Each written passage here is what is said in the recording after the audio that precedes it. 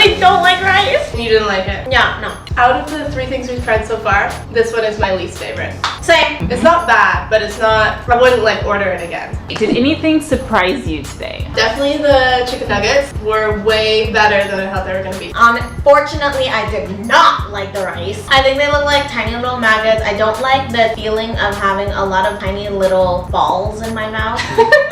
What was your favorite meal of the 3? I probably like the vegan McNuggets. The pasta was really good. Sauce on it was really nice. It was really creamy. I generally like pasta a lot, and that was good pasta. I guess it tasted better than I might have thought it would across the board, but I like all of it somewhat.